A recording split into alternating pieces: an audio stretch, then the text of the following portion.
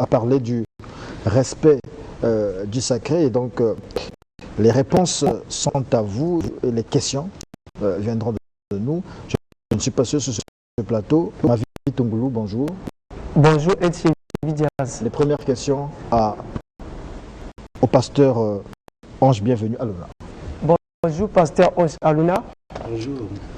En parlant du respect du sacré, le dimanche dernier, vous avez fait allusion au caractère sacré de Dieu et à tout ce que Dieu a institué, parmi lesquels le mariage, le temple de Dieu et même les enfants. Quelles sont les astuces que vous proposez aux chrétiens afin qu'ils respectent le sacré? Merci beaucoup, monsieur le journaliste. Alors, nous sommes en train de parler sur la notion du sacré, le respect du sacré. C'est une notion aujourd'hui qui a perdu sa valeur. Le sacré aujourd'hui n'est plus respecté et c'est là même se trouve la cause de la baisse, l'inefficacité de l'Église aujourd'hui. Alors, parler du respect, respecter c'est honorer. Et quand on parle de respecter, c'est rendre honneur et n'est pas porter atteinte au sacré. Ça, c'est ce que nous disent les Français. Alors, notez bien que ce qui est consacré, c'est-à-dire ce qui est dédié à Dieu, c'est ce qui est sacré. Alors, ceci, ce qui est sacré vit dans l'intimité avec Dieu et a des conséquences négatives et positives. Alors, j'aimerais poser ces jalons d'abord. Alors, dans cette notion de sacré, nous avons deux sous-notions. Un, il y a le sujet qui est sacré. Deux, et il y a la position de celui qui se tient devant le sujet qui est sacré. La Bible nous parle par exemple dans Actes chapitre 5, le premier verset jusqu'au 10e, et Anania et Saphira étaient devant le disciple Pierre. Et ils ont menti, le disciple était devant. Donc le disciple Pierre étant sacré, et Anania et Saphira qui ont eu avant de leur parcelle et qui sont venus à l'église, qui sont venus devant le serviteur de Dieu, au lieu de dire la vérité, s'ils savaient que celui qui est en face de nous c'est un homme de Dieu, il est sacré, et quand je le mens par lui, mais je mens à l'esprit qui est en lui. C'est là où Pierre va dire, pourquoi tu as menti au Saint-Esprit? Quelle était la conséquence? Anania et son épouse ont perdu la vie. C'est du non-respect au sacré. Alors d'où j'ai parlé que dans cette notion du sacré, il y a le sujet qui est sacré et il y a la position de celui qui se tient devant le sujet qui est sacré. Alors, d'où, pour marcher en connivence avec le sacré, nous devons avoir une attitude. Et par rapport à ce que nous dit également Habakkuk, nous devons respecter la paix que Dieu a eu à t'appeler, la portion que Dieu t'a donnée. Et nous allons essayer un peu de développer cela. Maintenant, nous revenons sur l'attitude. Alors, sur l'attitude, nous avons ce qu'on appelle l'humilité. L'humilité, Proverbe 15, 33, nous dit que l'humilité précède la gloire. Alors, vous comprenez dans Matthieu chapitre 8, versets 6 à 9, le centenier qui arrive devant Jésus. Quand on parle d'un centenier, à notre génération, à l'heure actuelle, c'est comme un général dans une armée. Mais il arrive devant Jésus, il enlève ses galons. Il ne vient pas comme un général, mais il vient comme un simple être vivant. Et il a cru. Et quand qu'est-ce qu'il a dit? Mon serviteur est malade. Et quand Jésus lui a dit que allons, il dit, je ne suis pas digne. Donc il ne s'est pas présenté devant Jésus avec ses galons. Et il comprend que Jésus-Christ, il est sacré. Il a respecté. Qu'est-ce qui s'est passé? Il avait trouvé la solution. Son serviteur était guéri. Alors, donc ne t'élève pas. Laisse le sacré t'élever. Alors, lorsque Matthieu chapitre 11, verset 11, Jésus-Christ aborde la question sur la grandeur. Écoute ce que dit Jésus. Je vous le dis, de tous ceux qui sont nés de femmes, il n'y a pas paru de plus grand que Jean-Baptiste. Alors, tu comprends, quelqu'un que Jésus appelle grand, quelqu'un que Jésus élève dans la grandeur, il vit dans le désert. 2, il se fait vêtir des habits de peau des animaux. 3, il ne mange que du miel et des sauterelles. 4, il a été décapité. Il est mort, mais à son enterrement, il n'y a pas de rituel, il n'y a pas de discours, il n'y a pas de palais de parlement. Et un tel monsieur, tu comprends comment Jésus dit, il n'y a pas de plus grand que Jean-Baptiste. Et vous comprenez, Jean-Baptiste qui a drainé la foule devant lui, quand il est allé dans le Jourdain, beaucoup venaient à lui.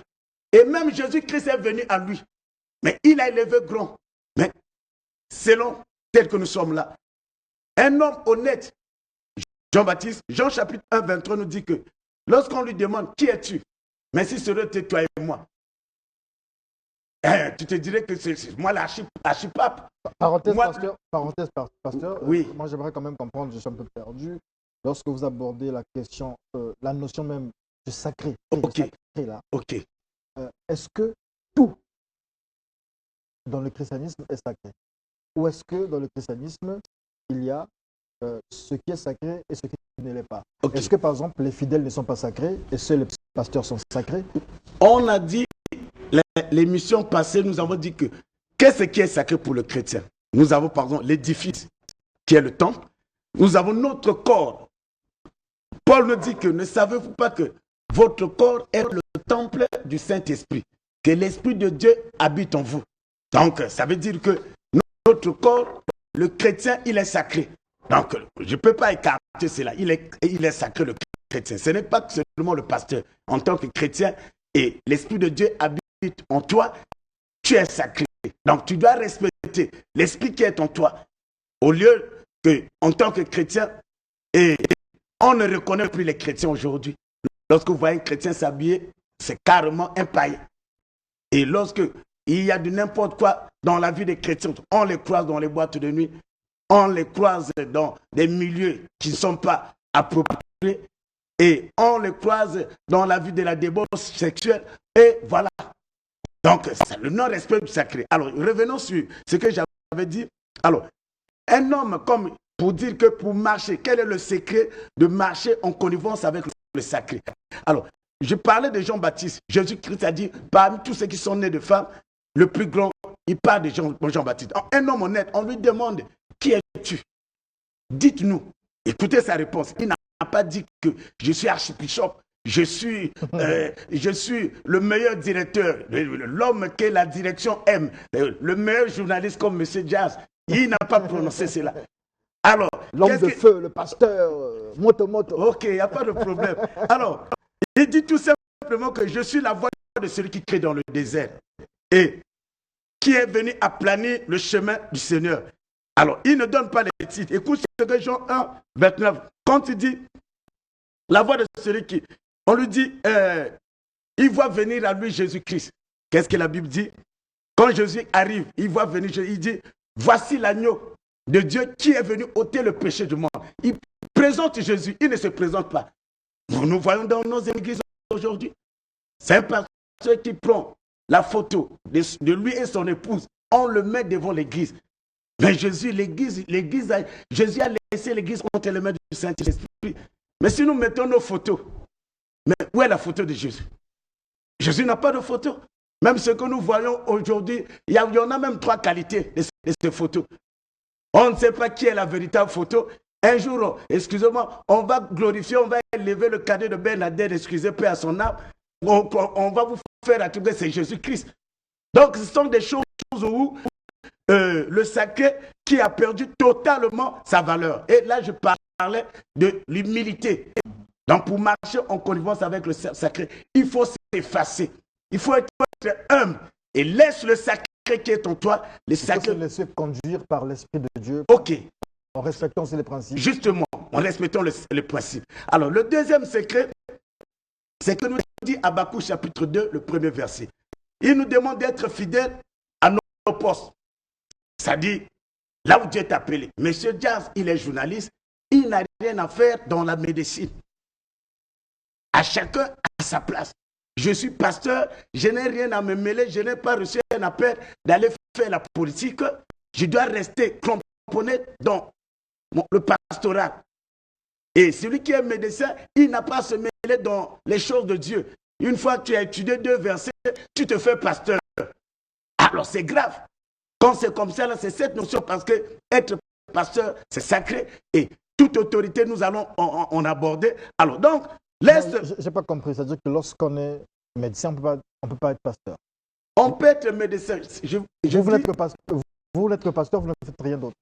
Écoutez, M. Jazz, chacun de nous a reçu un appel. Non, donc, on veut comprendre en fait. Vous dites des choses justement qui parfois glissent, okay. Les téléspectateurs veulent comprendre. Okay. Vous avez dit ici médecin, pasteur. En fait, est-ce qu'on peut être à la fois médecin et pasteur? Il n'y a pas de problème. Est-ce qu'on peut être journaliste et pasteur? Ça va à votre appel. C'est possible, M. Jazz. C'est possible. Ok, on peut être pasteur et puis on évolue quelque part et Dieu peut vous appeler en plein temps. D'accord. Ok. Alors, donc, je disais, là où Dieu t'a appelé, et c'est là où vous allez évoluer. Je suis pasteur. Demain, je ne veux pas devenir apôtre. Demain, le lendemain, je me réveille, je suis devenu docteur et pour clôturer, être pasteur. On voit, il y a des moments, apôtre, pasteur, docteur. Alors, le sacré, ça a perdu de la valeur. Dieu qui t'appelait, il sait quoi il t'appelait. Qu'est-ce qu'il a mis en toi? Quelles sont les grâces? Quels sont les dons? Et pourquoi tu as été appelé? Quelqu'un est fort et puissant par rapport à son domaine. Quelqu'un est fort et puissant par rapport à son appel. Et lorsque tu vas imiter l'autre, sache-le que tu seras plus faible. Tu ne vas pas te reconnaître. Tu diras même que Dieu m'a rejeté. Donc, pour rester dans le respect du sacré, vous avez dit ici, c'est l'humilité. Ok. Et que chacun reste à sa place. Ok, ça c'est Habakkuk nous le dit. Et je prends l'exemple d'Exode chapitre 17, verset 12, où Jésus-Christ, Moïse, qui était en guerre devant Amalek, et il a mis Josué au devant, et il était soutenu par Aaron et Hur. Quand les mains de Moïse se fatiguaient, Aaron et Hur les soutenaient. Alors, tout ce que nous voyons donc, pourquoi il a mis Josué devant? Il sait pourquoi. Parce que Josué a été appelé, c'est un guerrier, il était appelé d'affronter Amalek.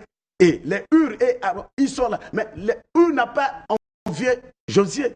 Josué non plus n'a pas envié les Aaron qui étaient.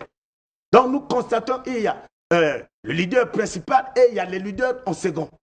Mais aujourd'hui, tous veulent être leaders. Que chacun reste à sa place. Ok. Alors, donc voilà un peu. Pasteur, nous arrivons lentement à la fin de cet entretien. J'espère que nous reviendrons dimanche prochain pour reparler certainement du même terme. Mais avant d'égrener le reste des minutes, une autre question là-bas, Mavi? Oui, pasteur, au cas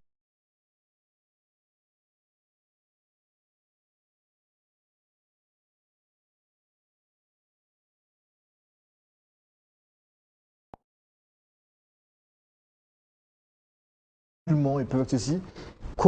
Quelle est l'attitude finalement du chrétien face à ces autorités-là dans le cadre du respect du sacré? Puisque autorité venant de Dieu, c'est-à-dire que cette autorité-là est sacrée. Merci beaucoup, M. Jazz. Toute autorité vient de Dieu. Le chrétien, devant une autorité établie, le chrétien doit respecter cette autorité. Maintenant, le problème est au niveau de l'autorité. De l'autorité lui-même.